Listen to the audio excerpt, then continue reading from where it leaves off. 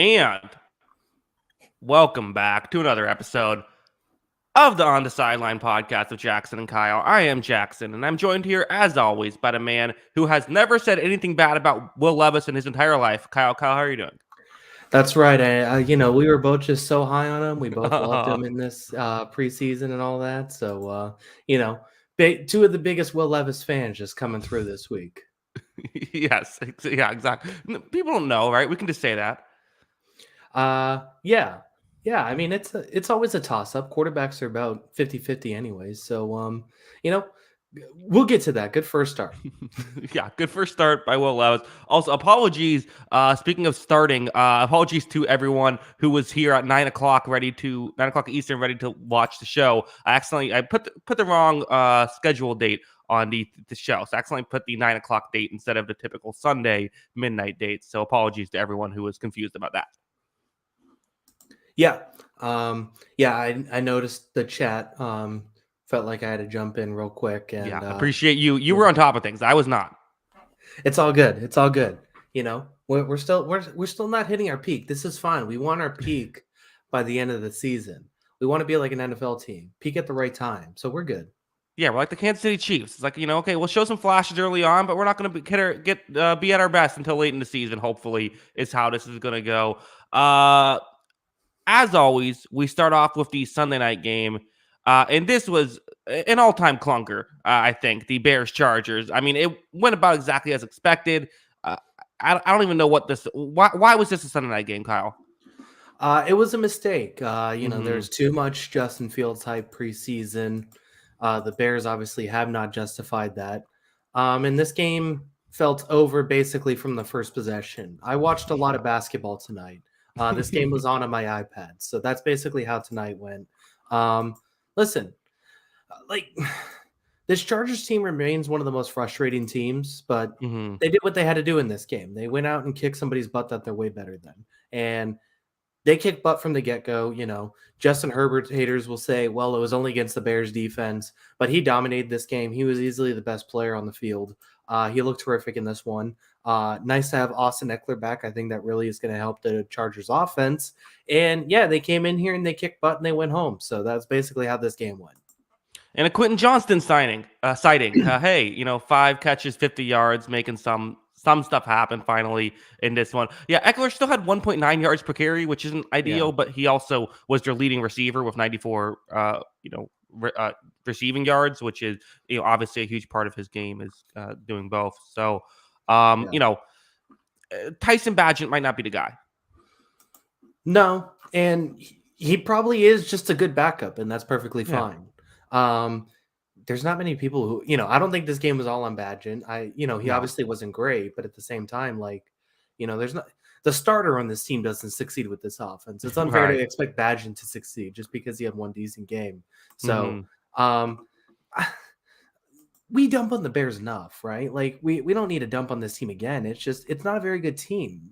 Nothing this season is going to get fixed to the point that the Bears are competitive.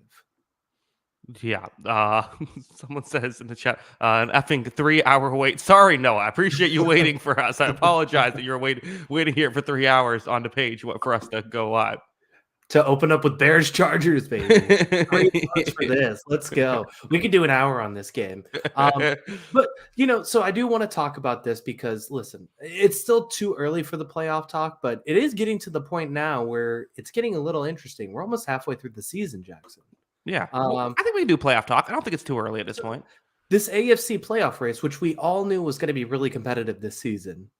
We all knew it was going to happen. This is going to be a bloodbath to get these 7 playoff spots. 6 through 15 in the AFC all have 4 or 3 wins. Crazy. There is a game, 1 game difference between the 6th seed and the 15th seed in the AFC. Which team is the one team that does not have at least 3 wins in the AFC? I'm trying to figure it out. We can move on from that. We don't need to talk about that. But yeah, I mean the Patriots are 16th. We're dead last. It's okay.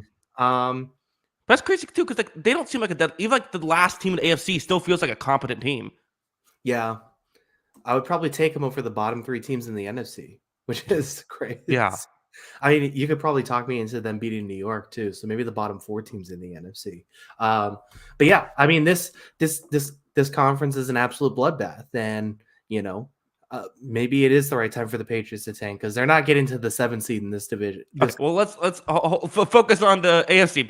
Reel it back in. Sorry, that was on me. I got you Patriots on your brain. Yeah, I mean, so like I'm just looking at this Chargers team though, and it's like they have Herbert. They have of these teams, they have the best quarterback of the. If you look at 6 through 15, they have by far the best quarterback of this group. They have talent on this team.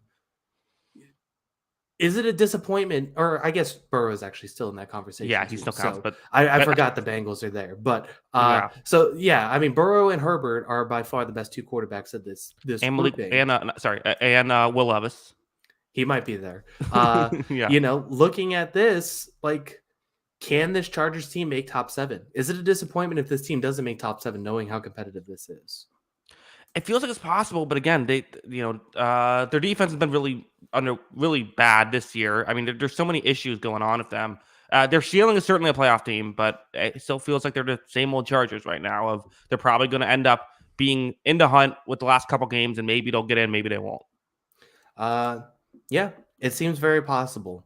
Some bad losses it seems like already this season, and some of that's still not trending in the right direction, but this was a good win. Maybe this is the turning point. I'm not betting on it, but good Chargers performance. That's all you can say. A get right game for them. Definitely. Yeah. Let's move on. Definitely not spend forever on that one. We talked about Will Levis already. Let's go there. Will Levis throws 4 touchdown passes, a passer rating of over 130 in his debut against a defense that had been playing great football. He was throwing, admittedly, a lot of just up into air balls to DeAndre Hopkins, who was making a lot of magic happen. But that's a good strategy. If you have DeAndre Hopkins throw him the football, that's not a bad play. And I kind of think in this game, 2 quarterbacks just won the starting job. Heineke Sadly, for the Falcons and Levis for the Titans. I mean, yeah, it might have been like, I didn't even think Heineke was that amazing, but at the same time, like the Desmond Ridder thing, like when your fumbles just get funny, that's when it's going south, right? Yeah. Like it's just a hilarious fumble, and it's like this guy just loves to put the ball on the ground, and you can't rely on that. So, tough break for him. Heineke comes in, plays solid, I guess, and he's probably going to be the starter. I agree with you there because it looked a lot better with him on the field. So there's that. But the story of this game is Will Levis in his first start.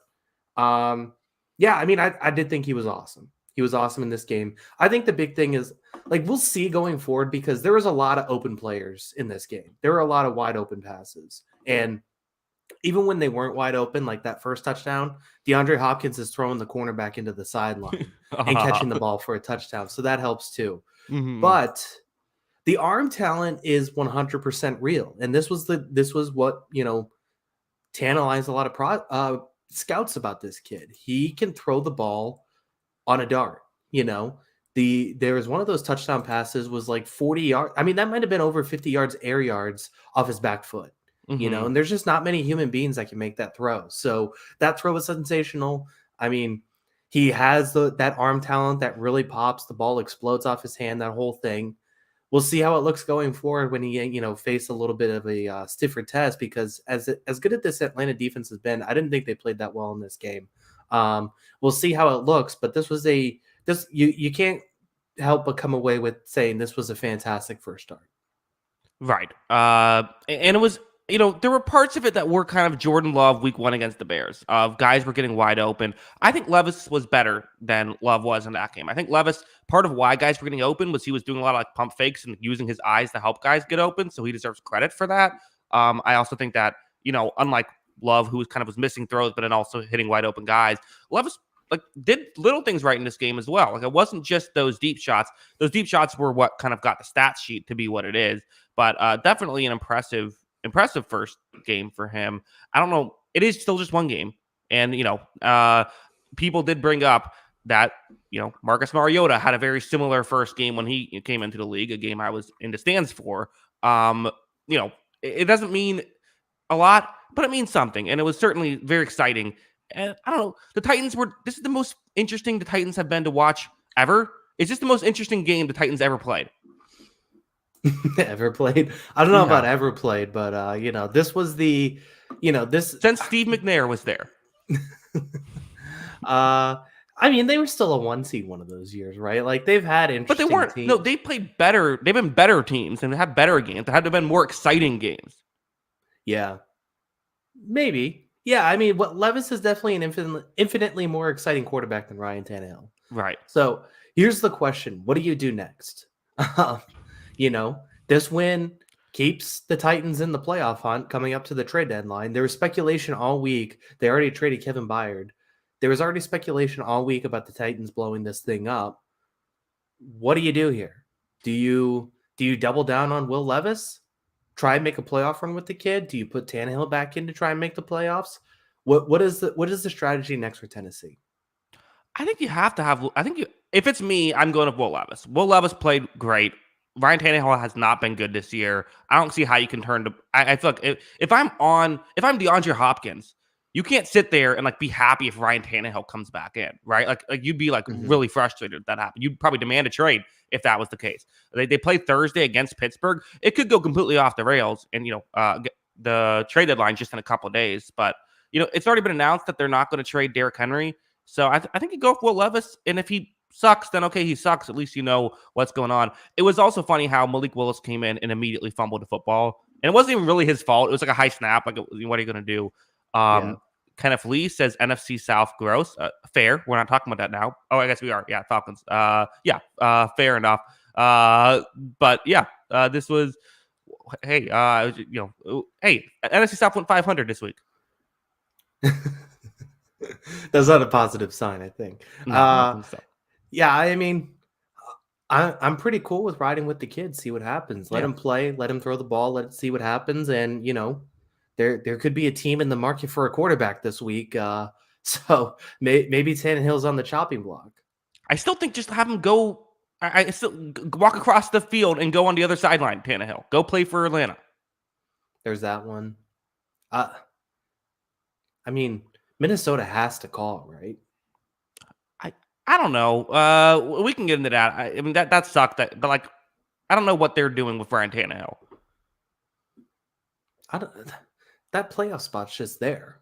Yeah, I mean, sure. But let's talk about Atlanta. Okay. The disappointing loss. I mean, again, Ritter, I don't think he's it's weird because the offense started driving the ball better and was scoring points when Heineke came in, right? I mean, they scored 23 points in this game. 20 of those points were with Heineke in the game. And, they both played 30 minutes of football. You have to kind of look at that and say Heineke's probably the guy here. I don't think Ritter's been that bad, but he's turning the ball over. Now, do we trust Heineke long-term to not turn the ball over? I don't know. But he, at least in this game, was able to drive the ball better and, score some points. And, I mean, Willis kept the offense scoring points in the second half. Actually scored 7 points every single quarter the Titans did. But, Heineke made the offense look better. And for Atlanta, who's trying to make the playoffs, feels like a no-brainer at this point that he's got to be the starter for next week. I think it is too. Here's my issue. I think I don't think Ritter is bad when he throws the football. Right. The problem is when he doesn't throw the football, it seems like disaster happens a lot. He is sacked a lot because he holds the ball a long time, and he puts the ball on the ground when he does get hit. So that is a recipe for disaster. That is a terrible combination. I don't think it's positive for the Falcons. So yeah, I mean, if he can't take care of the ball, he can't play. This team is too talented around him to make this many mistakes, and this team should be. Yeah, they're still technically winning the division, but there is enough juice here to be a good offense, and you can't have back-breaking mistakes, and he just has too many. He has too many, and that's what's going to cost him his job. Yep, it looks like it might have already done that. Let's move on. Why don't we? Let's go Chiefs Broncos. Upset of the week. The last time the Broncos beat the Chiefs, Peyton Manning beat Alex Smith. Yeah, that was That's a long time. What was it? 16 Yeah. straight, I think I heard. Mm-hmm. That is a very long time. This Chiefs game was awful, just awful. And this team, like their 2 losses, they just like can't help themselves. It's like 3 turnovers or 4 turnovers, 5 turnovers. Sorry, in this game, I can't count right. I mean, just a brutal game. It feels like on the overall thing. And this was a terrible Chiefs performance, top to bottom. I did not think they played well in any facet. Yeah, I mean, like I said, at 5 turnovers, when you win the turnover battle 5-1, you're probably going to win the football game. Granted, I believe one of the interceptions was like a last second, like a 4th down, like throw it up, hope something happens. But still, the turnovers were an issue. They're not getting guys open, which Denver has something on Kansas City. They figured out some way to cover them. You got to watch the all 22 when that comes out and try to figure out what exactly that is. But it feels like the main thing is this is still a team where they're so Travis Kelce dependent receiving wise that I just don't, yes, Mahomes was sick. That's going to be kind of made a big deal. I don't think Mahomes was like the one costing them every single play though. Like there were plenty of plays where he was, if anything, helping his team out. There was that hilarious play when Donovan Smith basically sacked Patrick Mahomes, which was funny. But you got to give credit to this Denver defense. I mean, there just weren't guys getting open, and there wasn't, Mahomes finds a way to make time. But even in this game, there were times when Mahomes was getting sacked. I mean, he got 3 sacks. Against Mahomes, that feels like 10 sacks. Yeah. Yeah. If that was Daniel Jones, it'd be 15 sacks. Yeah. Yeah. I mean, they did a good job. And like, I kind of mentioned it last week. This Denver defense has played better the last few weeks. Like ever since that first half of that Bears game where they got torched by Justin Fields, they have played solid to good. Like this is now a little bit of a run here where they're playing good ball. And 7 pass deflections in this game. They hit Mahomes 11 times, brought him down 3 times. I mean, they are doing some good stuff defensively. And I mean, all their defensive numbers are currently skewed because of a 70-point game, which, was horrible. But this team has stepped it up the last few weeks, it seems like. And I don't know exactly what the recipe is for it, but it is helping this team win some games. And all of a sudden, like, I mentioned that this race is wide open for a lot of teams for that 7 seed. Denver might be right in the thick of things with back-to-back wins. Yeah, it's not out of the question. I mean, this is I don't know how much I'm fully buying in, but I don't know. Yeah. I mean, this is definitely the number 1 game on Sean Payton's Denver resume right now. Yeah, they still can't get explosive plays. They can barely throw the ball to downfield. Russell Wilson had 114 yards in this game. Like their overall, they had 3.7 yards per carry in this game. Or excuse me, 3.7 yards per play in this game. Yeah, I mean it's still not great offensively, but this is kind of the defense we expected to see this season, and it gives them a slight chance. But yeah, I'm still not betting on it. This is a good win though. Feel confident about this. Feel happy about this. You beat the Chiefs, the team that has kicked your butt, like you said, for years and years and years now. Any concern for the Chiefs after this? Do they have to start calling about wide receivers, right? They have to get somebody. Yeah, I mean, again, the standards are different. My concerns for the Chiefs are, can they win a Super Bowl? So, there's concerns about, I mean, you need receiving help. And last year to have guys who could, a bunch of different guys who could come through and get it done. To try and do that again this year, it hasn't really worked out as well. So, I don't know. Not a great showing. How do you think Taylor Swift feels now seeing Kelce lose a game? Was she there? I don't believe so. No, because it's in Denver. I don't think so. Yeah, altitude too high. I don't know. Right. Maybe. Mm-hmm, yeah, it's probably over now. It's all over. Only it's over. You think the relationship's done? Yeah, it was only for winners. So okay. Sorry, man. Well, that's a tough one for Kelce. Just wasn't meant to be, I guess. Yeah, I don't know what to think about all that. So, it would be great if there'd be she writes a song and it's just about like getting mad at him for not being able to beat the Broncos on week 8 of the NFL season. You were a mile high, but never felt so low. Ooh, there you go. Yeah, you can help write the song for her. Songwriting genius here. Everyone, hit my inbox if you need some help. What was I going to say? Oh yeah, so they have to start calling about people. It feels like they need to make a move here. I would mention Kendrick Bourne again, but he just hurt his knee, so that's probably not the best time for that. But they got to make some phone calls, I think. They One of need these to, Denver players, maybe. Well, Denver's now going to be competing for the playoff spot, right? I guess so. Yeah, that's the annoying thing about the early trade deadline is you can't it needs to be a couple weeks later. Maybe Hollywood Brown. Yeah, that would be there's a couple options, but we know how trades are at the NFL level. So we'll see if they're able to do anything like that. Let's move on. Let's go Bengals Niners. Why don't we? Kyle, the 49ers are in a bit of a tailspin here. 3 straight losses. Yep. Who knew that we watched this team and then it actually turned out this was the September champions? You know, the team that wins in September doesn't win the Super Bowl. This team looked awesome just out of the gate, and this is not good. I will say the offense played significantly better than this week than they had the past few weeks. But a lot of that was also trailing in this game and having to scramble for some points. I don't really know what to make of this team. I think things kind of feel broken. And I mean, I don't even think the offense is the biggest issue. So I don't even know if I want to go there first. The biggest issue with this team, and we touched on it in our preview show, especially when they were facing Jamar Chase, T. Higgins, Tyler Boyd, this whole receiving core, are now just terrible. They have bad cornerbacks. They can't cover anyone. And this was a bad matchup for them because Cincinnati has really good receivers. So how do they fix this? How do they fix this cornerback situation? How do they fix this this coverage situation? Because I mean, it's not going to let up, and they got to face AJ Brown to make the Super Bowl, and I don't think they're going to stop AJ Brown at all. So yeah, I think it's a bit of the panic meter is on for San Francisco at this point. Oh yeah, I've hit it.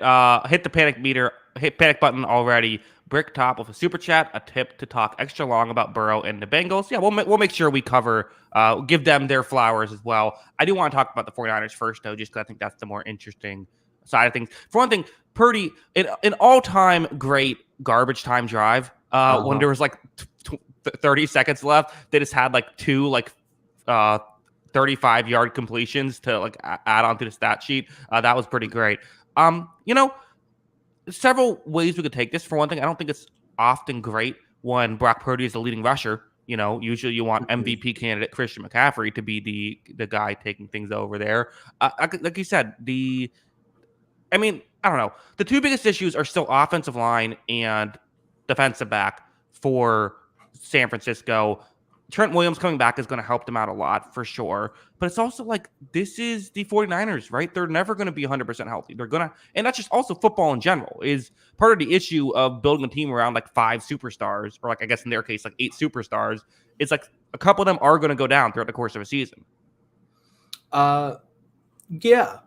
Yeah, I mean, it's bound to happen, and this team is still, I do think there is good depth here and some good players. It's still a superstar dependent, and there are a lot of talent. There is a lot of talent on this team, but it's slowly been chipped away at. And, I think Trent Williams and Deebo Samuel have proven to be pretty darn important to this offense and its success. And, not having those guys, I think, is damaging to this group. And yeah, I mean, they have dealt with some injuries, but like you said, there have been a lot of teams already this season that have dealt with some injuries and recovered, and this team has not been able to recover. So, it's been a tough couple weeks, and they've scored 17 points each of the last 3 games, which isn't going to cut it. And then the defense has progressively gotten worse as the year's gone along. I'm going to ask the question I ask every now and then, the variation of the question I ask every now and then. There is an answer to this, but I think there's only one answer, which is say something about Brock Purdy you can't also say about Jimmy Garoppolo. He's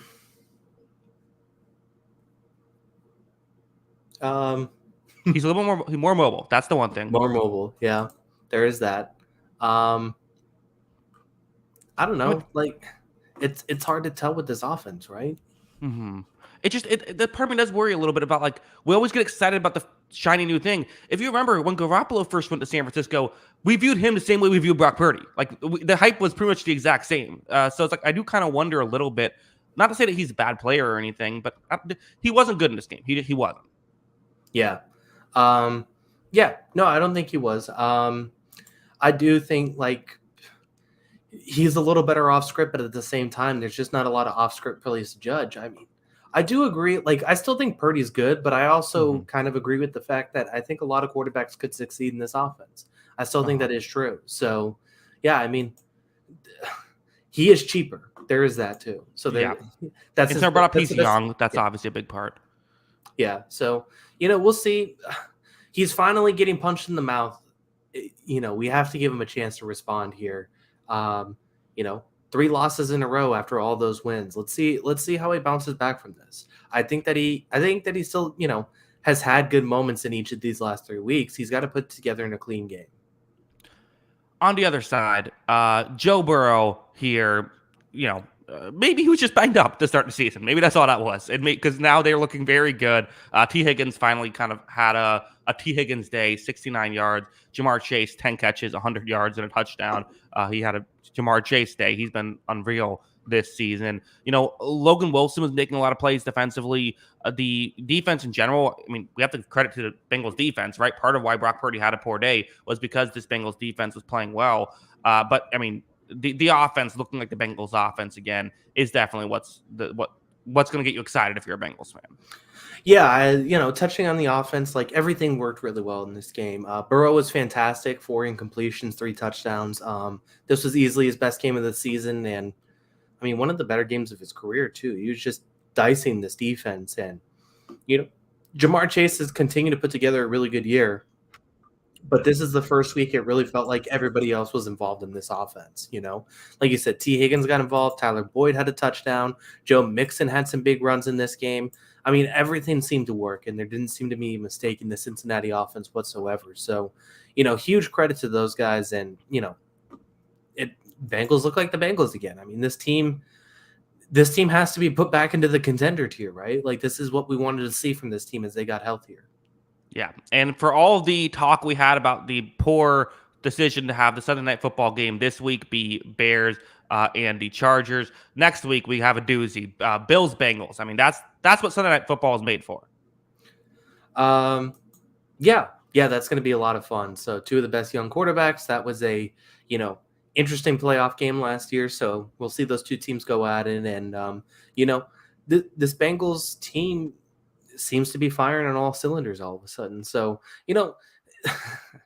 where do you evaluate this Bengals defense now? Do you think this is better than last year's group or about the same? I kind of think it might be. Well, I know didn't Trey Henderson got banged up in this. I didn't see if he came back in the game or not. But I kind of feel like it's a little better. I think it's a little better. I think it is a little better too. I think Hubbard and Hendrickson are a really good duo.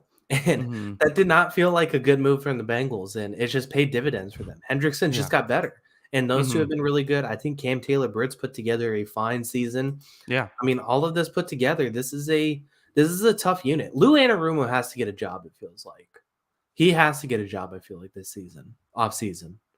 I know it's defensive coordinator, but I think it's time for him to get a chance.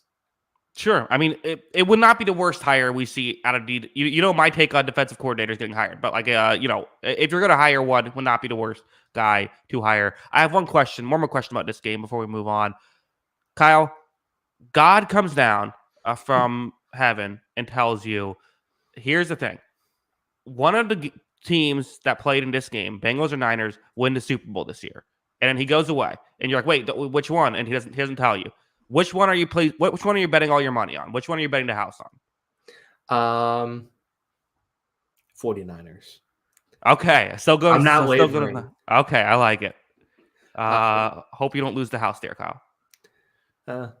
Not much to it. It's okay. The Jets and Giants played. Oh my God! What a football game! What the greatest game of all time, potentially. As we saw a chant in this game of "Let him throw" about Tommy DeVito, which you cannot tell me is not just some like Sopranos minor character name. He came in, ended up with the incredible stat line of 2 for 7 for -1 passing yards in this one. Zach Wilson, I mean, had to, there was the one just flipped to Breece Hall, who got a 50-yard touchdown on it. Other than that, did basically nothing until 24 seconds left. No timeouts. Zach Wilson comes out looking like prime Aaron Rodgers, making these incredible throws, getting them to tie the game with a second left on the clock. They go to overtime and win it. This game had it all, except for, I guess, good offense. Yeah, this was disgusting in every regard, and somehow it ended up in this scenario. There was 24 first downs in this game. 7 were converted by penalties. The two teams combined to go 4 for 34 on third down and 0 for 1 on fourth down. They were, not only that, it wasn't even like this was like a quick game. This wasn't a quick game at all. There was 132 plays. 132, and this is what we ended up with. One team had 2.8 yards per offense. The other one had 4. 2.8 yards per offense. That included -9 passing yards. What is going on here? I still can't read. Oh my God. 85 and 73 penalty yards. There was almost more penalty yards than the Giants' offensive total yards. Like, everything about this game disgusted me and also amazed me. This was the definition of, this is a car crash, you can't look away. This was one of the most brutal games I've ever seen, and still I watched the entire thing to its end. Shame on both of these teams. Talk about, Saquon Barkley getting his extension. This is exactly what they wanted to do. They gave him the ball 36 times. Unbelievable. Like, this feels like a 2A high school football team, like, stat line, and this was an NFL football team. Like, I'm amazed. Yeah, it was incredible. Brick Top of the Super Chat, thanks for chatting about the Bengals, my dudes, of course. And Joe with the Super Chat, our defense is actually good now, but our offense, I think the Giants threw for like 8 yards until the fourth quarter. Anyway, please like and subscribe. Joe, they had 7 yards in the game this year. Tyrod Taylor had 8 yards on 7 attempts. DeVito, -1. Saquon Barkley, 128 rushing yards, still just 3.6 yards per carry, though, because he got so many carries. Yeah. I don't know if I've ever seen a stat line like that. Yeah, so I have a buddy who's a Giants fan. And I think he's gone to the last 3 games, or at least 2 of the last 3. He was at the Bills game too, at least. And I texted him and I joked, like, if the Giants had 8 new offensive players, this would be a really fun team. And I didn't realize that was actually going to be the truth, that they literally need like 8 new offensive players. Like, yeah. Is Tyrod Taylor better than Daniel Jones dead? Is that conversation dead now? I mean, one thing I will say is this was a bad weather game, and like that has to be mentioned. Which, like, these they had teams, -9 passing yards. I get it. I'm just saying these teams need all the help they can get. If there's a light breeze, I think this is going to hurt them, Kyle. Jackson, if you play quarterback, would you have more than -9 passing yards in this game? Of course not. No. Well, maybe I would just chuck it down the field at a certain point, but like obviously not. I think anyone who thinks that like they could, I feel like that's the common thing. Like, oh, if I was in there, I could do it. No, if I was in there, I would get sacked on every single play or throw an interception on every play. But if I just fell forward enough, I'm not getting -9 passing yards. That's your, what, just it's like the video game simulation where like no one realizes what I'm doing, so I can just throw it at my running back's feet every play. Yeah, just spike it every time. Do the Joe Judge just QB sneak every play? Yeah, there you go. You can't throw incomplete. You can't get sacked if you're just falling forward. That's my strategy. This is embarrassing. Like, this is legitimately embarrassing. Brian Daboll might deserve an extension for this, for keeping them in this game this long. Okay, I don't even know. People are going the other way. People are criticizing him for this. What is he supposed to do? Phil from Hercules is his quarterback in this game. The guy from Always Sunny in Philadelphia is his quarterback. What is he supposed to do here? He did have some weird. I mean, there was. At a certain point, he just said, "We're not throwing the football." Like, he made that decision. Like, we're just running the ball every play, which maybe is the right call. I don't know, but like, yeah, Danny DeVito's his quarterback. Of course, he's not going to throw the football. Danny DeVito is not his quarterback. I don't know what they expected from him. What is he supposed to do? Hey, Tommy, this is your game now. Don't worry. They already don't have receivers. They don't have guys that can catch the ball when they have a decent quarterback in there. Never mind Danny DeVito. Like, you know, I don't know what they're supposed to do here. I think blaming Dayball because he's on his third quarterback who's, bad. And this team has a bad offensive line in front of them and a bad receiving core around him. Like, they might as well have thrown me out there and saved their quarterbacks the hits. It's a bad situation. I don't know what Dayball is supposed to do with that. Yeah. Well, I don't know. It's a tough situation. Hey, that last drive was, but also even like I don't know, Kayvon Thibodeau. Like, listen, great stuff. 3 sacks, incredible stuff. What are you doing jumping off sides there on that? Like the 24. Like, you're just game. Like, that's like the one thing you can't do. It's a 3-man rush. Like the pass rush isn't that big of a deal on that play. Yeah. Yeah. No, it was bad. There was a few weird things with that too. Like the ref didn't grab the ball to place it for the spot. And then also, like, I didn't think the spike got down in 1 second. Like, interesting. I think the ref actually did. I think it was just the camera that didn't cut away. Yeah. I think he actually hauled down. He got there really quickly. It was like one of the all-time ref moments. Yeah. It was just a weird game. Like I had queued up my take of like this. We can calm down with Zach Wilson has turned the corner because he was pretty horrible for 3.5 quarters, but. Then he goes and leads 2 scoring drives. So what the hell do I know?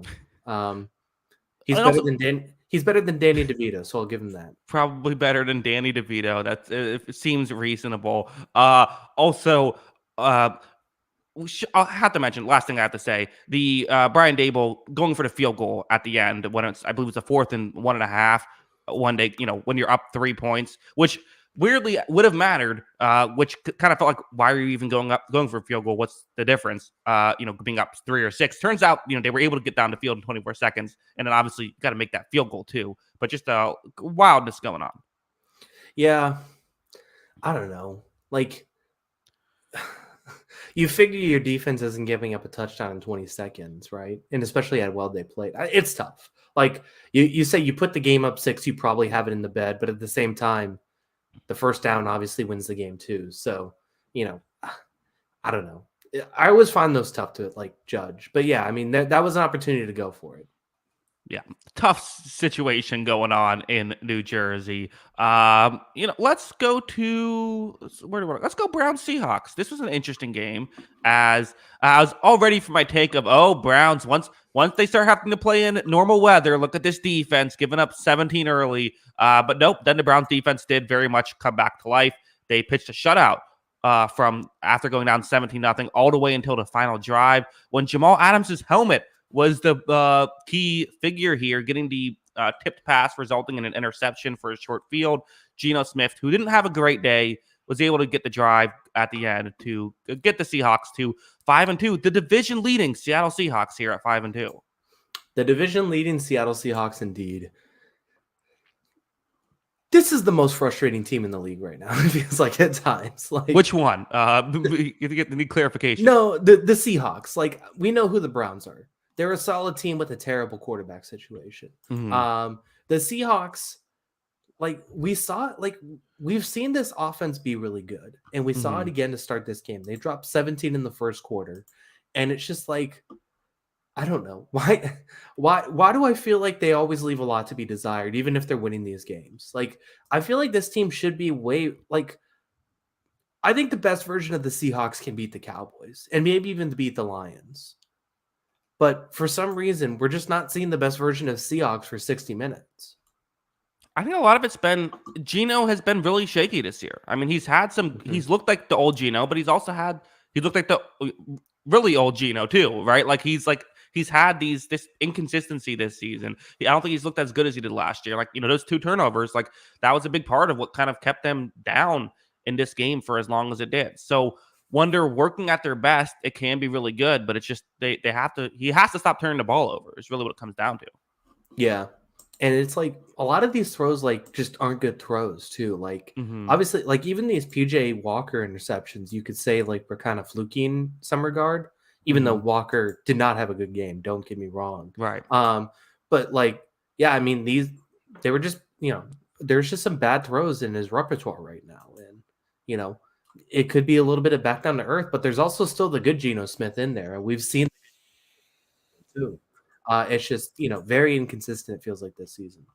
Yeah, especially on that final drive, right? Like they didn't just go down and kick a field goal. They were able to get the touchdown. They were able to take the lead, which is like, so important in those moments. I mean, I don't know what happens if they only get 3 there. Maybe they lose in regulation, but their ability to, Jackson Smith and Jigba with the play that, the touchdown to give them the lead. It's good stuff. And I don't know, it was fun to see Jamal Adams make a play. Yeah, sure, it was his helmet. Is that the biggest play of his Seahawks career? Probably. I can't think of another one. Maybe there's another play, but yeah, it feels like it's probably it. Yeah. I don't know. Like, I think the Seahawks team can compete with almost anybody. I don't think I'm picking it to beat Philadelphia or anything, but I feel like they can battle when they are at their best. It's just, I want to see this team at its absolute best. The defense does look very good. I agree with Isaac there. They are playing good football on the defensive side. Granted, this Browns offense is what it is at this point, but they're doing a good job. I want to give some kudos to Seattle for winning these games, even if I'm critical. But it's one of those things, too, where I have higher expectations than the Seahawks in some, I feel like. And it feels like that they're still a piece away or a step away. Yeah. The Seahawks play the Ravens next week. Should be interesting to see how that goes. Let's go to the battle of the first and second overall pick. The no longer winless Carolina Panthers pull off the victory over CJ Stroud, the guy who everyone's saying that they should have drafted first overall. They went with Bryce Young. And I'll say this, I think Bryce Young played better in this one. Yeah, I mean, this was easily the worst game of CJ Stroud's career. And he still didn't make like a ton. He didn't make a ton of mistakes either. So I do think it's kudos to CJ Stroud for that. Like, he took some licks in this game. I don't think he played his best. I think he'll bounce back. He's fine. I'm not worried at all. Yeah. But yeah, I mean, this was a big Bryce Young game, and there is a lot of, the stuff that you fell in love with him in college was his ability to kind of wait, buy time, extend plays, make throws. There was some of that in this game. He made some big time plays like that. Eventually we'd like to see a couple more touchdowns, but at the same time, this was a definite step in the right direction. He still holds the ball a little too long in some of those situations and is realizing he can't escape as much as he did in college, but there was a lot of good plays too, and it was a good CJ Stroud game. Yeah, I agree. I thought both. You said it was a good CJ Stroud game. I think you meant good Bryce Young game. Yeah, yes. But I actually thought both quarterbacks I didn't think either were bad in this game. I thought the defenses both played really well. Receiving cores weren't great either. Although again, Adam Thielen coming through time after time for Carolina. What a pickup that's been. Yeah, I mean it was a fun win for Carolina. And this was, I don't know, Carolina. You have to be thrilled. You got to win. You're no longer owners of the first overall pick. That's now Arizona. You don't want to trade away the first overall pick for a first overall pick. I know it seems weird. You don't want to do it. Yeah, that's a bad look. So, this team has motivation to win games, and they're starting to, I would say, even the last couple games, they have looked a lot more competent on offense. Even though I don't think there's enough talent here to win a ton of games, it's a lot more competent, and I think that's a step in the right direction. And like you said, Thielen's put together a fantastic season. It was nice to see Jonathan Mingo get involved. That's a night, that was a draft pick that they were hoping for some production. So maybe this team can put together a little bit of a rhythm and win a couple games here. I still feel like they're clearly fourth in the NFC South and probably towards the bottom of the NFL. But hey, you got on the win column. That's all that matters. Yeah, and also only 3 games out. I don't know. Win a couple in a row. That division's open. Yeah. Nobody wants to win the NFC South. That's for sure. Right. Yeah. Panthers defense played really well in this one. Any final thoughts on it? No. Like I said, not worried about either of these quarterbacks. Not worried about CJ Stroud. The Texans receiving core, I thought had been good a lot of this season. I thought this was another game. It was probably also their worst game of the year. And yeah, I do agree. I think the Carolina defense had a lot to do with that. They have covered well this season. I will give them that. And they've rushed the passer well. So they have done that pretty well. Yeah. Let's go to the Vikings Packers. One of the most bittersweet victories in the NFL this season. I guess, the Jets week 1 was kind of up there as well. But, the Vikings, they dominate the Green Bay Packers, which I don't care if both teams are 0-15 and they're playing each other. You're happy if you're a Vikings fan and you dominate the Green Bay Packers. They're looking good. They're on a winning streak now after beating the 49ers the week prior. They beat it's the third straight win. Everything's looking great. And then Kirk Cousins goes down. It's announced that it is appears to be an Achilles injury that Cousins is going to be suffering from, which means he'll be out for the year. We assume, unless he does an Aaron Rodgers type thing. But even that, I think, would be he's out for the year if it's an Achilles, which is just such a bummer for a team that I felt like if Cousins was healthy, I was going to say they're a playoff team. They feel like they're in, but now they're not. Well, yeah, I mean, despite all of the struggles this season, early in the season, they're the 7th seed in the NFC right now. Yeah. They have a leg up on some of these teams, so it was like, okay, they finally readied the ship. This is what we expected from this team. For people who pegged this team as a playoff team, this is what we expected. They have played well the last 5 weeks. Even that Chiefs loss, you could say they played well in. They are looking like the team we expected, and yeah, I mean, that's a damaging injury. It's a bummer because Kirk had put together a really good year. I thought he was excellent in this game, too.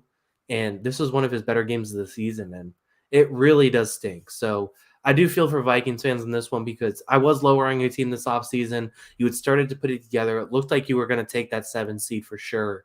And I just don't know where you look at this point. Where do you go from here if you're the Vikings? Yeah. Aga in the chat saying just devastating. We looked forward to tanking and the draft, and they started winning, and we think they might make a playoff push. Now we get neither. Yeah, that's tough. It really is. And I almost wonder if this is kind of situation where you do say, okay, well, but the weird thing about the Vikings is like a lot of their best players are pretty young. I think maybe you go out, maybe you say, okay, well, it is what it is. Let's trade some of our defensive players because they have some veterans there. Maybe Danielle Hunter, he could probably get. In fact, this might be the perfect time to get traded to Danielle Hunter, right? Kind of getting up there in age, has kind of one of those seasons where he's getting way more sacks than he is pressures. This might be the perfect time to get maximum value from him. You think the Rams are still offering 2 first-round picks for an edge rusher? Probably not an edge rusher as old as him, but they give up something, I bet. Yeah, I mean, they have a few guys they could trade here. Danielle Hunter, like you said, is definitely one. Danielle Hunter's 28. It's not like this guy is ancient. I guess that might be old for NFL standards at this point. I think I saw 29, but he's in the but yeah, you're right. He's not 35. Yeah, I mean, you could put him in a conversation. Harrison Smith, maybe throw Harrison Phillips? Is Harrison Phillips up for grabs? I don't know. There's a few guys there, it feels like, that have some value. Obviously, you're not trading Jordan Addison. You're not trading Justin Jefferson. You're not trading TJ Hawkinson, probably. You're not trading Darisaw, but there are a few guys on that defense. So I mentioned it earlier. You 100% are not going the other way. You're not interested in a Ryan Tannehill for this team. A Mac Jones? I wouldn't say 100%. I wouldn't hate a Mac Jones. I wouldn't hate a Case Keenum, reunite him in Minnesota. That could be fun. I keep trying to get. I wouldn't hate something like that. I just wouldn't want to give up a premium pick. Like I feel like I wouldn't even want to give up like a 3rd round pick. Like I think anything like if you're give up a 4th for a guy, fine. I don't hate that idea. But again, you have to remember it's going to take 3-4 weeks for them to fully get the playbook down anyway. So like by that point, you might be 4-8 and it won't matter. Yeah, I haven't looked at their schedule. Let's see what's going on here. But I mean, I don't know. Like. I do think a lot of these teams kind of run similar offenses in a way. But, I think it might be tough. But, yeah, I mean, I wouldn't hate the idea because I don't think any of those guys would cost a 3rd-round pick at this point. If they called for a Mac Jones, if they called for a Ryan Tannehill.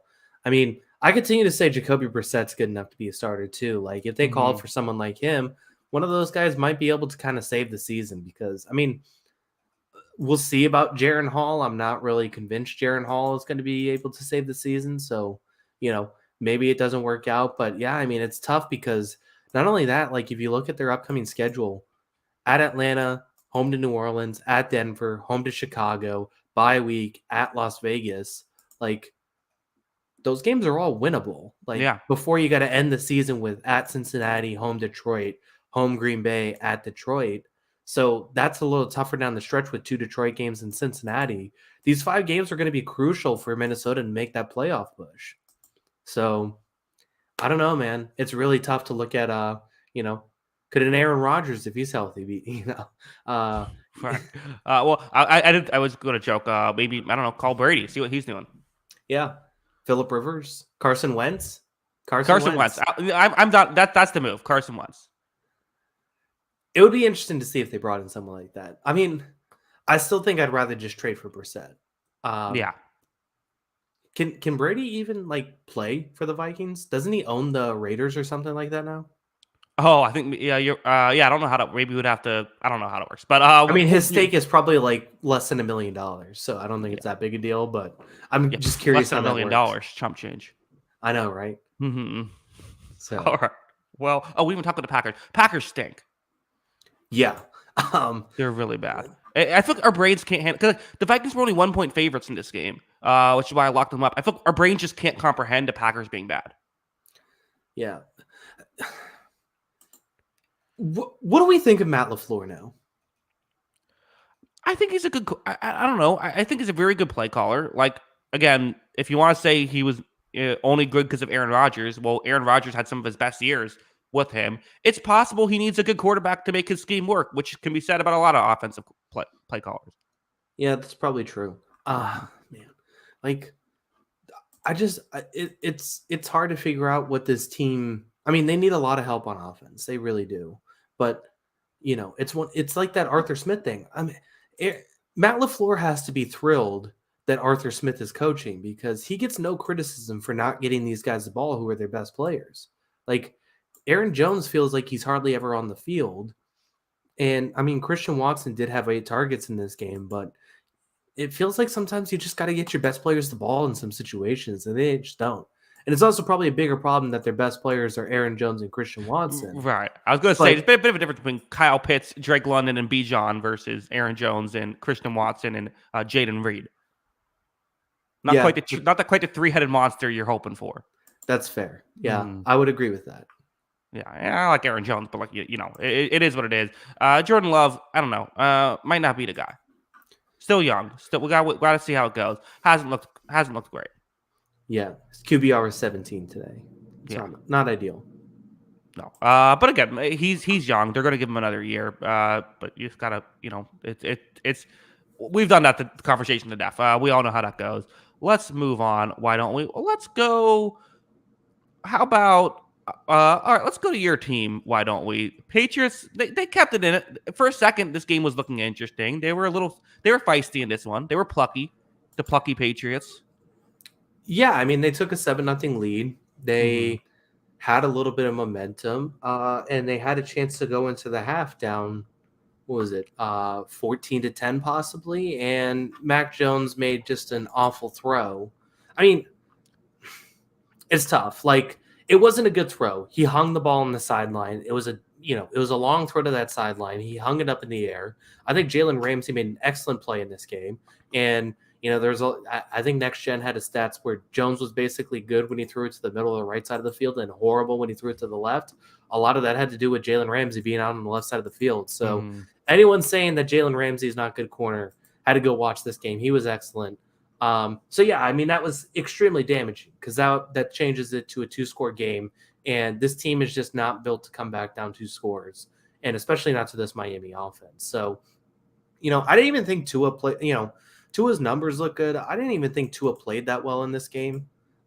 He definitely had some major high-risk throws in this one. There was, he had 1 interception and the fumble on the exchange. It felt like he could have had 2 or 3 more interceptions in this game at times. And there was just, he still made the big throws. He made the big time plays that got them the touchdowns, including the late one to Waddle, threw one up to Tyreek Hill. Those were good stuff. But yeah, I mean, I thought the Patriots did pretty well, but this Miami offense is just inevitable at this point, especially when they're going to give him every freaking call, which just drives me crazy. Yeah, it was not the cleanest day from Tua, but yeah, the pros I feel still outweighed the cons in this one. And Tyreek Hill has to be mentioned. Waddle had more yards in this one, but Tyreek Hill now over 1,000 yards receiving just 8 weeks into the season. I mean, it's absurd. If any non-quarterback deserves MVP consideration, it's Tyreek Hill. Yeah, him and AJ Brown are putting up quite the offensive player of the year race. Mm-hmm. Yeah, absolutely. So. Yeah, AJ Brown. Poor AJ Brown. Everyone's talking about Tyreek Hill, but like he's putting up great numbers too. Yeah, I mean, it's been a fun season for those two for sure. Yeah, Tyreek is awesome. But, I mean, can we talk about something? Sure. I just want to get this off my chest because some of this stuff was driving me crazy. Tyreek Hill is an awesome flopper too, by the way. I just want to say, because that PI call in the end zone was just an absolute phantom call that led to one of their touchdowns. But that's not even my point. This freaking motion set they run is illegal. Can we talk about these motions they run? Guys are running forward every single time. And I don't care. These guys are still fast enough that they're going to hit these big plays. It does not matter. This Miami team's good. But these motions are illegal. Like, they're literally moving forward before they snap the ball. And they also had a play in this game where two guys were motioning at the same time, and they didn't call it. They didn't call anything. So I just don't understand. These motions are illegal, and I'm going to yell at it for the rest of the season until it happens. And I don't even care if it sounds salty, and it is my team. But these are illegal motions. I don't care. They're moving forward. These guys don't need an advantage. Yeah. Yeah, I agree. I think they you're not wrong. Obviously, you're only saying it because you're salty, but you're also not wrong. Yeah, that's just how I feel. So anyway, we'll see if it ever gets adjusted. My brother had a funny. We were texting about just football in general. He had a funny thought of what if after this year Belichick gets fired and he goes to the Buccaneers and wins the Super Bowl with us. That's not as funny. I think it's funny. I'd probably stop watching football at that point. Yeah, that'd be just enough to send me on the sideline podcast will be over, I think, at that point. Yeah, you would have to find a new co-host. Yeah, exactly. Let's move on. Still got 6 games to talk about here nearing 1:00 on the East Coast. Let's go Jaguars Steelers. The Steelers defense, man, they're doing their best. They're trying to make this thing happen. But this Steelers offense, and again, another bad weather game. It's the weird thing about football, right? I tweeted this out. It's like this game is a completely different football game if they're in a dome. Like it's just a weird thing. Like no other sport is like that. Where like if it's raining, now we're just playing a different sport essentially. That being said, I still think the Jaguars would win if they're in a dome. But it was just weird how it changed everything. I can't believe George Pickens only had 1 catch in this one because I felt like he was like their whole offense, but which breaks my brain a little bit.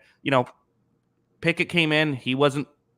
Pickett started, he wasn't good. Trubisky came in, he was arguably worse. It wasn't the Steelers' offense.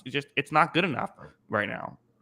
Yeah, I mean, I do think it looks a little better with Deontay Johnson, but at the same. Like it's still not nearly good enough to where this team should be if they want to make the playoffs. So yeah, there are some concerns there. Jacksonville did look like the better team outside of some really dumb turnovers, which is just seems to be the Pittsburgh thing. That Trevor Lawrence interception was just hilarious. So yeah, I mean, there is that. I know there was a lot of refereeing controversy in this game, and I did think it was bad at some points, and there were some bad calls in Jacksonville's favor, but I do think the better team won. Yeah, well, you know me. I love to ignore the game and only talk about the referee calls instead. Yeah, exactly. So after I just had a huge rant, I feel like I should mention that too with this game. That's true. When you complain about it with your team, you kind of have to go with other teams. Trayvon Walker had a sack. There you go. Give us the update. What did you think of him today? Yeah, he had a tackle and he tackled the quarterback. So if you're gonna have one tackle, that's the guy you want to tackle. Yeah, he's on fire. Turn in the corner. There you go. It was a classic Trayvon Walker, just bull rushed and happened to be able to win. Like literally every single pass rush, it's just a bull rush, and hopefully he overpowers. And so every now and then it works. Yeah. I mean, it's actually hilarious how he has like literally just one move. He's never done a single different move, and it's all like, oh well, maybe you can get his hands. He just does the one thing, and every now and then it works. It's hilarious. The funny thing is he has a guy like Josh Allen on the other side, and it's not even like he can still win one-on-ones. It's just, He just tries to run through the guy in front of him. It's tough. It is tough. But no, this was still a good Jacksonville win. This Pittsburgh team is annoying, and to go play an annoying team on the road and get the win. They're 4-0 on the road.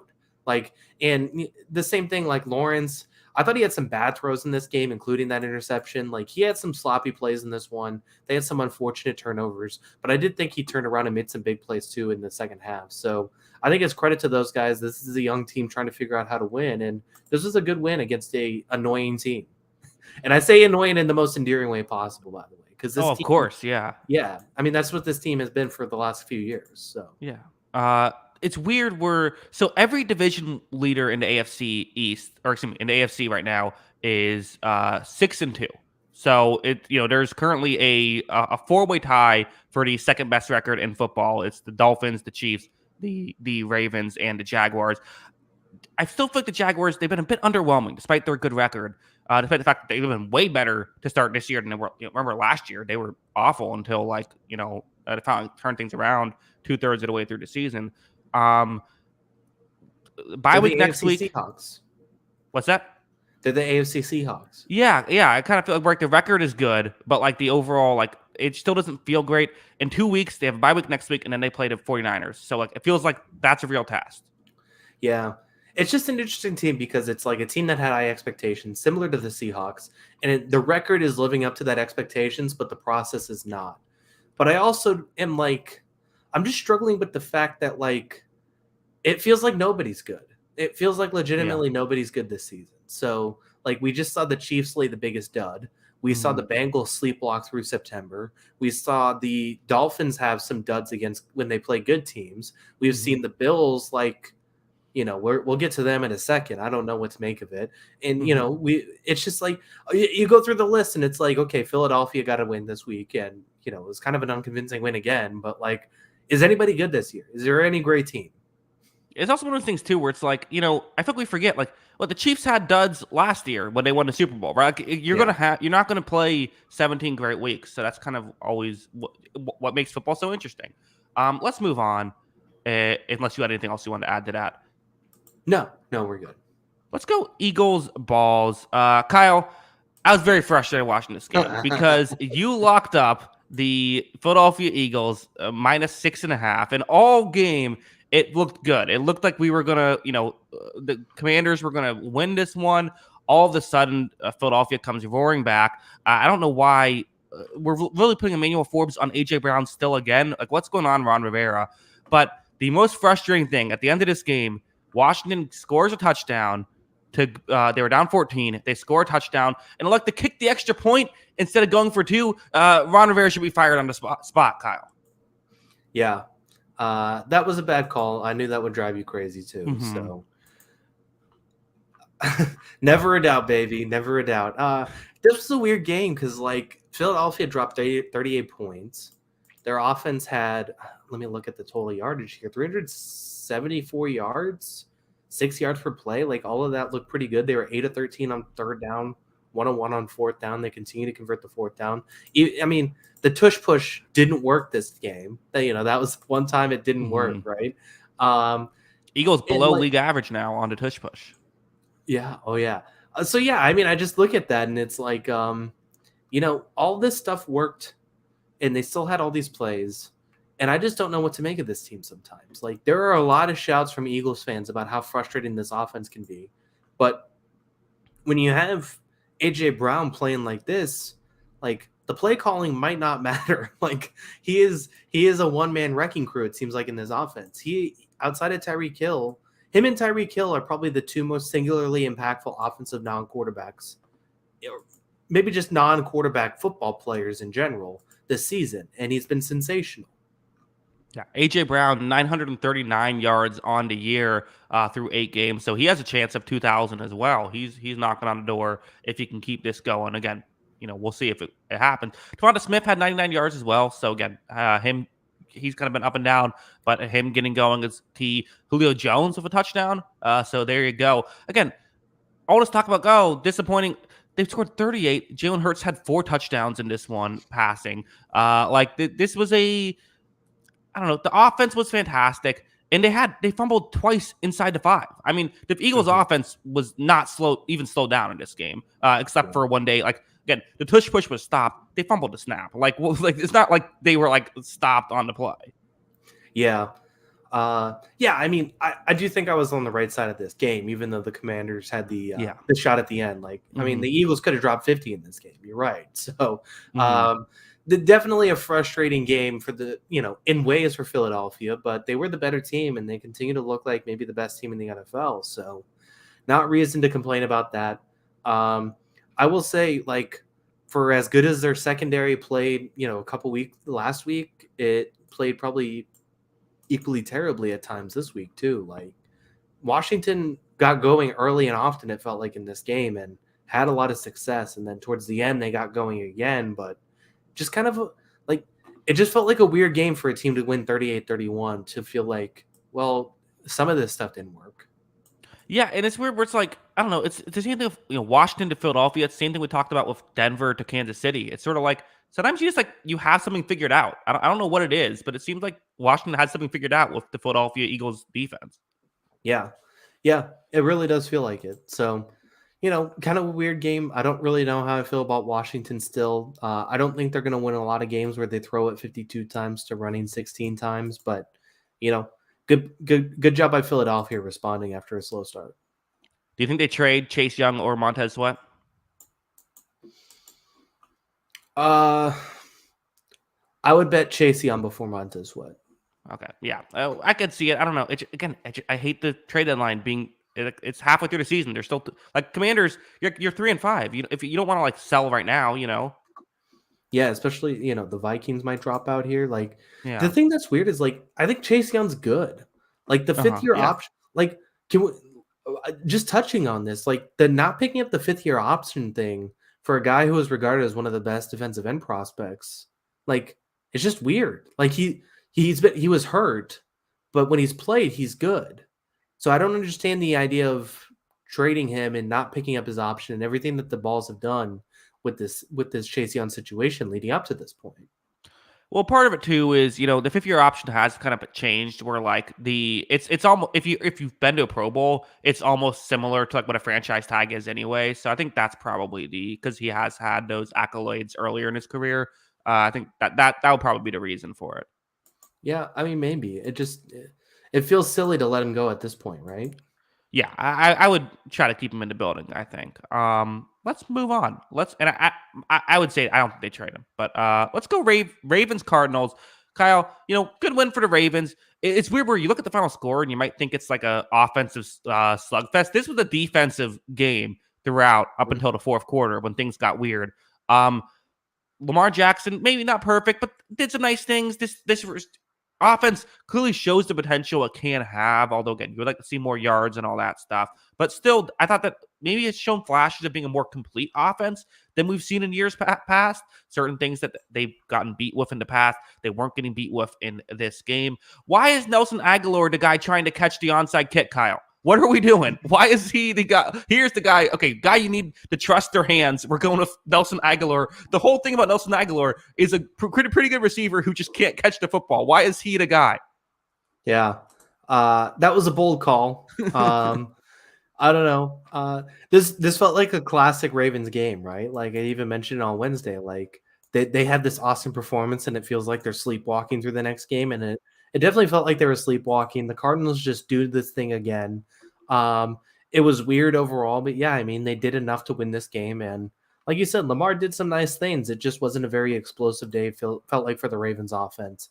I do love the amount of guys they can get involved in this game, though. Like I know, Rashad Bateman got involved, Zay Flowers, they can get Mark Andrews still. I mean, there are just a lot of options that they haven't had before in the past.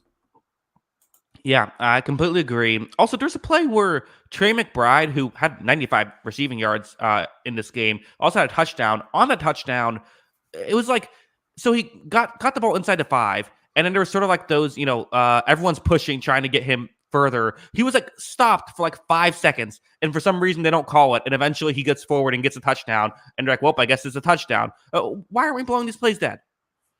Yeah, I don't know. But then, yeah, I don't know.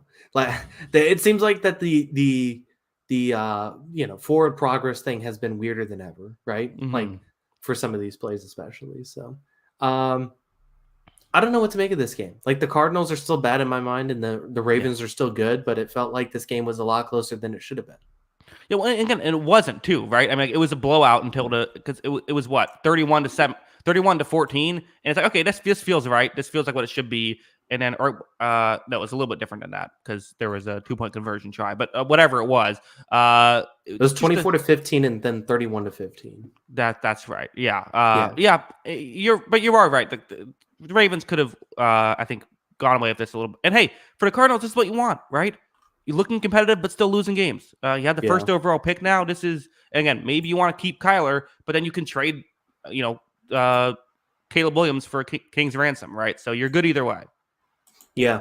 We'll see what happens when Kyler comes back. It sounds like, I guess he's not coming back next week. It's going to be week 10. So we'll see how he looks when he comes back. If he's going to be playing for his job with Arizona for sure. Yeah, interesting how that's all going down. Let's move on. I guess let's go to the Thursday night game. My team, the Tampa Bay Buccaneers, who somehow almost won that football game. I mean, I can't believe that actually they almost pulled off that game they had no business winning. Josh Allen was on in this game. He was making things happen. There's kind of a weird thing where the Bills punted 4 straight times on 4th and 4 or less in Tampa Bay territory. So they kept punting there. So obviously if they would for a time or two there, probably would have put the game away. They let Tampa Bay hang around, which is not what you want to do. But I still think the Bills were kind of clearly the better team in this one. Again, that final drive to allow Tampa Bay to get back into it. They had they went for it on 3 4th downs.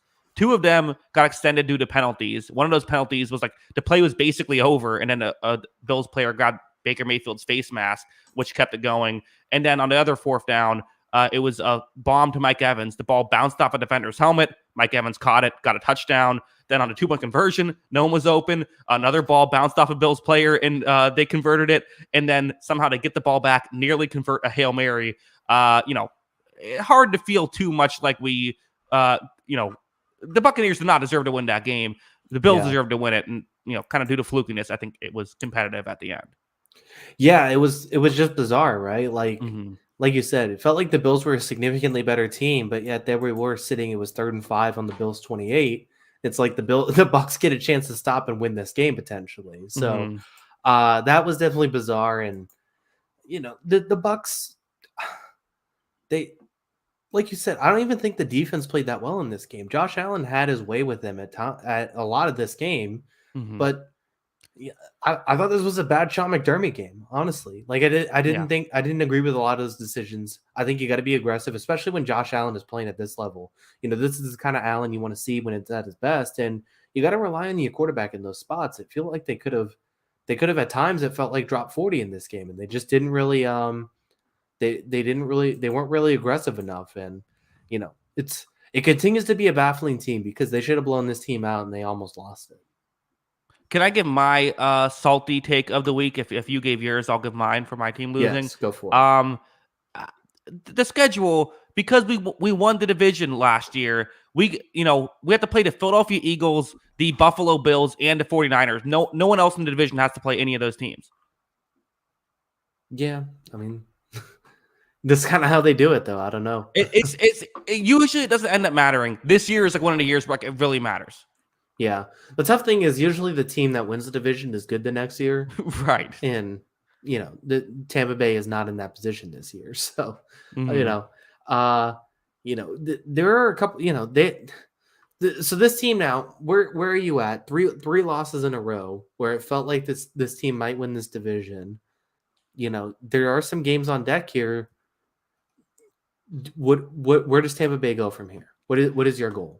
Yeah, and I was a bit lower on Tampa Bay than I think a lot of other people were. I wasn't fully buying in just because of the offensive struggles. They play. It's weird because I kind of felt like Tennessee was a guaranteed win, but now how Will Levis came in, it doesn't feel that way anymore. They play Tennessee they play Houston and Tennessee the next 2 weeks. Kind of feels like you almost have to win both of those games because again, you still have the 49ers on the on the schedule. I don't know. You got to get the division's so weak that they have a chance to make the playoffs. But like this isn't a team that's going to do much. I'm hopeful they can make the playoffs, but like, that's really our ceiling. Yeah, you're not trading anyone away. I mean, you could. I wouldn't hate the idea. Like, it's not I mean, obviously, as a fan, you don't want to see like your favorite players get traded to a different team. But like, the logic would be sound. Like, it would logically make sense to trade away Mike Evans. I don't want them to, but logically, like, yeah, Mike Evans to the Chiefs, like a first round pick, feels like that benefits everyone, right? Yeah. I mean, in a way, definitely, because he's still really good. I mean, does Godwin get a call? I mean, there are a lot of guys that feels like that could be had for this Tampa Bay team that would really benefit contenders in a big way. So I don't know. It's going to be interesting to see how this plays out. But again, I feel they're going to say, well, we're trying to make the playoffs, so we're not going to trade anyone away. Todd Bowles is also coaching for a job, so like he's not going to want to trade away a bunch of people too. Yeah, exactly. And Luke Brown saying, wow, Jackson is heartless. I don't want it to happen. I'm just saying it would make sense. I'm rooting for Mike Evans to stay. I'm just saying the logic, if I'm not a Buccaneers fan, that's what I would be saying. Yeah, I agree. So I've been trying to trade away my whole team for a few weeks. So. Yeah, I think every week. Kendrick Bourne. Hey, anyone want Kendrick Bourne? Yeah. Devontae Parker. I'll still drive to the airport, Yeah. Bit of a difference, though, in Devontae Parker and Mike Evans for what they've meant for their respective franchises, Kyle. I don't know. It's pretty close. That's true. Both future Hall of Famers. Devontae Parker's biggest moment involving the Patriots was when he beat the Patriots with Ryan Fitzpatrick. Yeah, that is true. Yeah. Okay. Well, sorry for making you sad. Let's move on. 2 games left to talk about. The Saints beat the Colts in this one. Again, it's still weird where it's like I feel like the offense still didn't look great for the Saints, but at the same time, they scored 38. Carr had over 10 yards per attempt. What can I complain about, really? Rashid Shaheed is just taking over the NFL right now. Taking over our hearts. Rashid Shaheed is the guy. Just a classic big play threat, and the big play is definitely hitting this one. And I don't know, man. Like you said, you weren't convinced on the offense. I mean, there wasn't much to complain about in this game. 511 yards of offense, 7.7 yards per play. I mean, they got the red zone stuff figured out. I mean, they were 3 or 4 in the red zone. Like everything was coming up Saints in this game. I think the Colts are just that good bad team that's annoying to play, and like for some reason they're in all of these games at the end. But yeah, I mean, I thought the Saints would look real good today. I thought they did some really good stuff, and this was easily the best offensive performance of the season. Yeah, and I guess what I should say is, if you can hit the deep ball, which they were able to hit, like your offense is going to be good. So like, even if I had some nitpicks, you're right. The overall performance was good by them. I'm being nitpicky.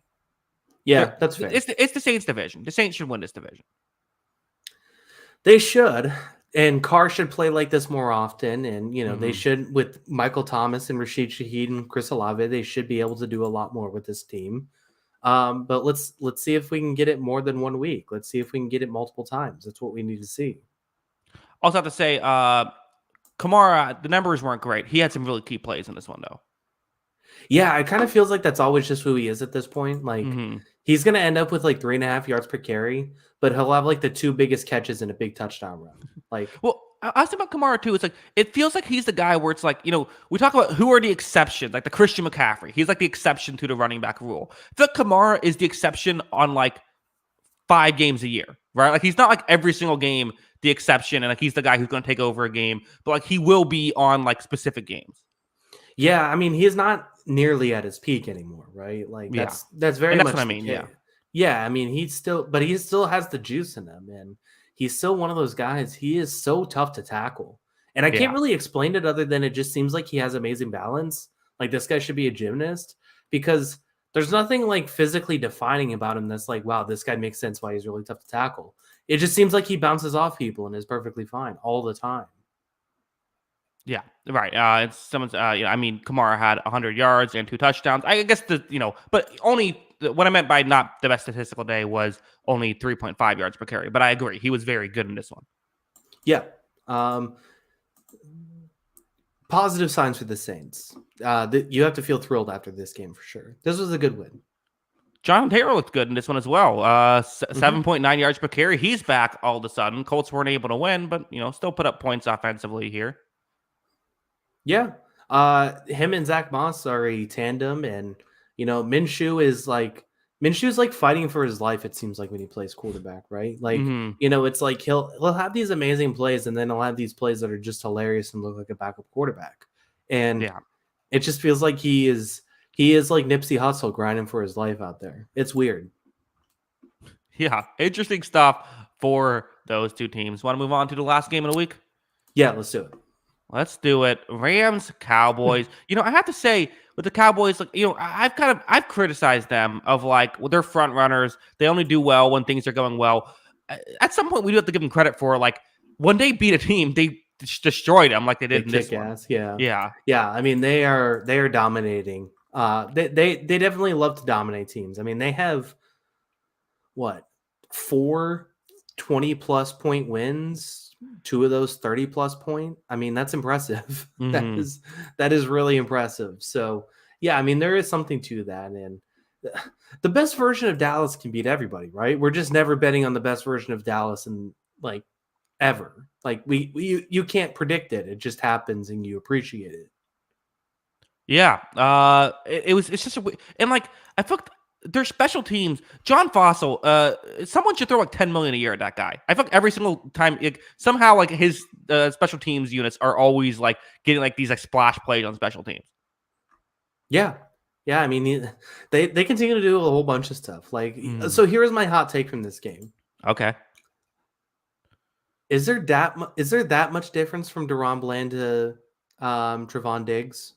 Ooh, I still don't know what to make of Deron Bland because it feels like, well, it's been it feels very like good. The ball's thrown right to him every time he gets an interception. Yeah, right. Which, in fairness, was also how it felt about Trevon Diggs for early on in his career. But I don't know. I still think yes. I still think Diggs is the much better player. But I would say that Bland is playing at pretty much. He's getting about the value that you typically expect from Diggs right now. Yeah, he's gonna get paid by somebody. That's for sure. Sure. So, or maybe they just keep him if Stephon Gilmore decides to retire or something. I don't know. Yeah. But yeah, I mean, he it is one of those things where it's like, okay, he's getting all these turnovers. What exactly does that mean? I don't know. But he's making these plays, and not only that, when he gets turnovers, it's like they're touchdowns. Like they're big plays all the time too. So huge credit to him. My guy CeeDee Lamb just continues to rake this season. I mean, he's been unbelievable. A good day, Brandon Cooks game. I mean, this is a 10 out of 10 no notes performance from Dallas. Yeah, hard to really have criticism. I have some notes for the Rams. Stafford has to stop turning the ball over. Like some things are, some things is what it is. Okay, CeeDee Lamb's going off on you. What are you going to do, right? But like, I think Stafford's still been too inconsistent. There still are. The Rams have been much better than we expected them to be this year. But like, I don't know. It's yes, they've looked impressive in some of these games, but they're 3-5 at this point. They still have a chance to make the playoffs, but they're gonna have to jump the Buccaneers, the Saints, and the Vikings to get that 7 seed right now, which is possible for sure. But like, this was not a good showing by them. Yeah, it's a Jekyll and Hyde team right now, right? Like, I think if you look at the last 5 weeks, it's impressive against the Colts and the Cardinals. Against the Eagles, Steelers, and Cowboys, it's not so much. And maybe that's the difference is you look at the 3 opponents that they played badly against, and those are good teams. They look at the opponents they played good against, and it's not as good teams. So maybe that's more of what it is, more so than anything else. And obviously that Seahawks game feels like one of the outliers of the season. Although that division's weird. They never play normal games. So yeah, I mean, I look at it. I agree with Stafford. Like, Stafford's good. No doubt about it. But at the same time, like, what has he got? 8 touchdowns, 7 interceptions at this point, something like that. I mean, he's about 50-50 with it. He's just so inconsistent. And it's a story of Stafford's career, right? Is he can go on a great playoff run and win a Super Bowl, but he also will have these, in that same season, he had like that 3-week stretch where he wouldn't stop throwing interceptions. It's you take it with Stafford because the pros outweigh the cons, but there is the downside to it. Yeah. No, I agree. Definitely. All right. Well, luckily for the Rams, they play the Packers next week. Potential get right there. Kyle, let them know where we can find us on Twitter before we head out. Yeah, make sure to follow us on Twitter. That is at Jackson Kruger. Make sure to follow me at by Kyle Gronin. And make sure to follow the account page at On the Sideline JK. That is at On the Sideline JK. Of course, if you like audio only podcast, anywhere you get your podcast, search On the Sideline Podcast. It should be available there. Kyle, what are you doing for Halloween? Probably nothing. Tuesday night's not ideal, so probably will stay in. Mm-hmm. What are you doing? I'm going to I'm going to actually see. There's a place nearby that's showing the first and second Halloween movies, so Stefan and I are gonna go check that out. Oh, that'll be exciting. I've never seen them. You've never seen Halloween movies? No, I have. I had this weird blind spot with horror because like my parents were always really anti-horror movies growing up. So like basically all the horror movies. My last name is Kruger. I've only seen one of the Freddy Krueger movies. That's funny. Yeah, I think I've seen a couple of the Halloween movies. They're good. They're entertaining. I recommend Scream for horror movies. Those are my favorite. Yeah, I like the whole Scream series. Yeah, so yeah, almost as frightening as my fantasy football team this week, which just drove me insane. Yeah, well, I had a tough year fantasy football. They auto drafted my team, and I had Jalen Hurts, Devonta Smith, and AJ Brown, which probably isn't the worst team. But I also had Cooper Kupp, and he got hurt. I hate auto. I forgot when my draft was. It was a blunder by me. Yeah. Do you want me to rant about my fantasy football team for a minute? Sure, go ahead. Let's do as all of our listeners exit the stream. Kyle, rant about your fantasy football team. I'll give you 60 seconds. Go. Listen to this crap. So he has Josh Allen, who gets 30 points. He had a good game. This guy plays Dawson Knox, who didn't play. Bench Jamar Chase for Elijah Moore and Kadarius Toney, who combined for 4.6 points. Kenneth Gainwell and Isaiah Pacheco don't play well. I'm like, okay, this is an easy win. I have a big Jalen Waddle game. I have a big Terry McLaurin game. I'm like, I'm good. The Eagles defense gets me -3.5. Dameon Pierce gets rolled down at the half-yard line. They give it to the fullback for a touchdown. I still have Patrick Mahomes, Jahmyr Gibbs, and Sam Laporta to play. I'm like, I'm good. I'm going to win this week. Patrick Mahomes gets me 3.6 points. Like, what is this? I spent $49 on Patrick Mahomes, and he's just completely screwed me this year. I'm done with the Chiefs. I'm never betting on this team again. I'm sick of this. So what? You need a big Sam Laporta game tomorrow? I'm down 8 with Jahmyr Gibbs and Sam Laporta to play. So I should still win, but still frustrated. I'm sick of this. Yeah, I didn't even enjoy this game anymore. I don't know why I play fantasy football. It's the stupidest thing. It's the dumbest thing. Fantasy football makes 0 sense. Yeah. And I've tried to make it realistic. I've banned kickers from our league just because kickers are dumb. No offense, kickers, but I've banned that. Wouldn't approve. Yeah, but it's just there are teams with the Dallas Cowboys defense that get 30 points a game for their defense. It's okay. I just don't get it. It's dumb. All right. Well, that is the fantasy football rant. Maybe we'll cover some World Series on Wednesday. I don't know too much to talk about there. I had too many rants this week. I gotta check those down. I gotta save those rants. They gotta be worthwhile. I can't rant about fantasy football. The Miami Dolphins receivers getting cheat code by being able to run forward on their motions, and Danny DeVito playing quarterback in an NFL game. I gotta limit it to one per show. Yeah, I don't know. That's one of the funniest things I think for me personally. Is just imagining Danny DeVito trying to play in an NFL game. I was thinking of his character from Hercules the entire time. Kind of looks like Danny DeVito, but nah. For horror movies, I recommend The Evil Dead, The Shining, and any 2023 Patriots game. Yeah, so check those out on Tuesday. Again, right, that is in the chat. Now he's ranting about ranting. Yes, very true. Again, thank you to everybody. We do appreciate it. Until next time, have a good one. Peace.